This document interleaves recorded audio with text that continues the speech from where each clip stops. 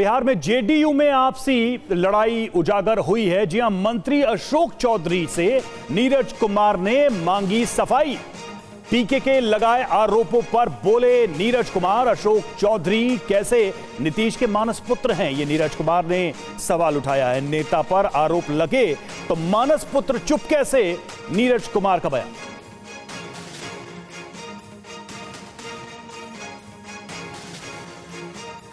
दल के मंत्री पर आरोप लगे और वह व्यक्ति खुद को कहे कि हमारे नीतीश कुमार जी मानस पिता है।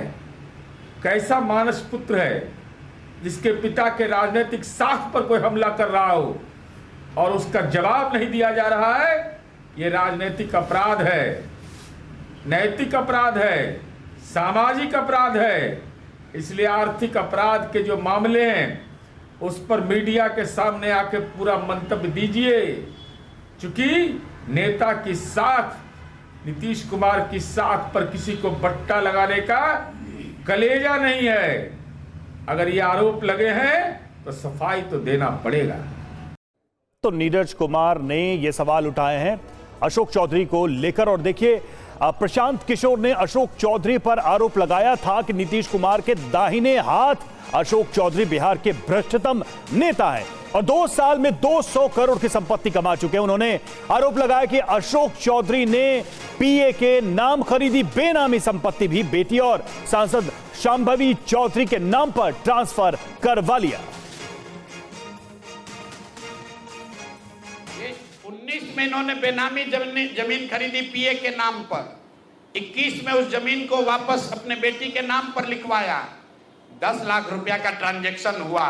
जब इनकम टैक्स ने नोटिस रेज किया तो भाई साहब ने जान बचाने के लिए 27 अप्रैल 2025 को, मतलब बेटी के एमपी बनने के बाद 25 लाख रुपया मिस्टर दत्त को फिर इन्होंने बैंक से ट्रांसफर किया।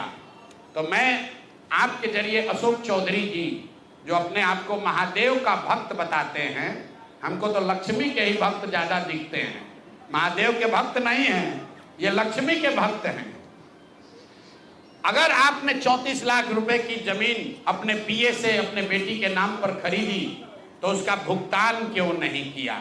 10 लाख ही क्यों भुगतान किया?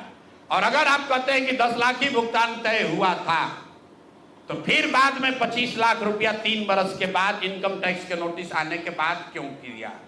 अब आपको हम एक छोटा सा केस बता रहे हैं, इसका वैल्यू 34 लाख है, लेकिन आपको ये इसलिए बता रहे हैं कि इनका मोडस ऑपरेंडी क्या है, क्योंकि उसके बाद अब जो आपको बताएंगे, ये भाई साहब पिछले 2 बरस में 200 करोड़ रुपया से ज्यादा का संपत्ति, 200 करोड़ रुपए से ज्यादा का संपत्ति अपने पत्नी, अपने बेटी, अपने समधन, उनसे जुड़ा हुआ एक ट्रस्ट, मानव वैभव विकास ट्रस्ट, इसके माध्यम से इन्होंने जमीन खरीदी है करीब 200 करोड़ रुपए का।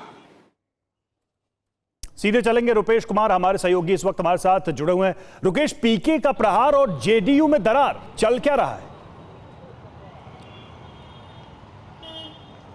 देखिए, बिल्कुल बिहार में तो चुनाव चल रहा है, लेकिन चुनाव की अभी घोषणा भी नहीं हुई है और बिहार के जो 2 बड़े सियासी दल हैं, आरजेडी, उसके अपने घर में महाभारत मची हुई है और दूसरे तरफ दूसरे गठबंधन में अगर देखें तो जेडीयू के अंदर भी जो अंतरकलह है, जो इन फाइटिंग है, वो पूरी तरह से अब सतह पर आ गया है। तो इस महाभारत में अगर आप कल्पना कीजिए कि महाभारत काल में भी अगर दुर्योधन दुशासन से लड़ता, दुर्योधन अगर कर्ण से लड़ता, अर्जुन अगर भीम से लड़ते तो कैसा महाभारत होता, और वही परिदृश्य बिहार में दिख रहा है। यहाँ जेडीयू के अंदर कलह है, आरजेडी के परिवार में, लालू प्रसाद यादव के परिवार में कलह है, और जेडीयू की अगर आप बात, अभी प्रशांत किशोर के पास कुछ खोने को नहीं है। प्रशांत किशोर की नई एंट्री है, ये नई आवक है बिहार की सियासत में, तो उनके पास खोने को कुछ नहीं है। लिहाजा वो आरोप पर आरोप बिहार सरकार के तमाम मंत्रियों के खिलाफ, और उसी दौरान उन्होंने अशोक चौधरी के खिलाफ भी कुछ आरोप लगाए हैं। ये आरोप हैं। हालांकि इन आरोपों पर मंत्री अशोक चौधरी की अभी तक कोई सफाई नहीं आई है,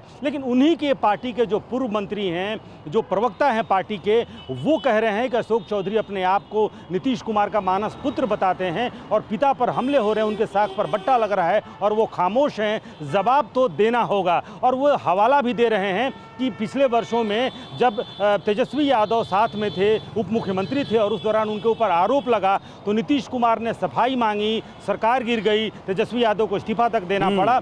तो अब अगर अशोक चौधरी पर यह आरोप लगा है तो वो सफाई क्यों नहीं दे रहे हैं? तमाम तरह के हवाले दिए जा रहे हैं, लेकिन जेडीयू के अंदर दो गुट है। खास करके अगर अशोक चौधरी और नीरज कुमार की अगर बात करें तो ये मोकामा और से लेकर के और बरबीघा के बीच की जो राजनीति है वो भी उसी इलाके के हैं। अशोक चौधरी भी उसी इलाके के हैं और नीरज कुमार भी उसी इलाके के हैं। अनंत सिंह, ललन सिंह और अशोक चौधरी, इन्होंने पिछले दिनों वहाँ एक सम्मेलन किया, उसमें नीरज कुमार को नहीं बुलाया और नीरज कुमार और अनंत सिंह की अदावत पुरानी है और ये बात नागवार गुजरी है। यानी कि रुपेश, अशोक चौधरी हो गए। सवाल पीके के आरोपों पर सफाई देने की है या फिर ये कोई अंतर कला है पहले से ही जो इसी बहाने उभर कर आ गया है जेडीयू की सतह पर? बहुत बहुत शुक्रिया आपका रुपेश, हमसे जुड़ने के लिए और इस जानकारी के लिए।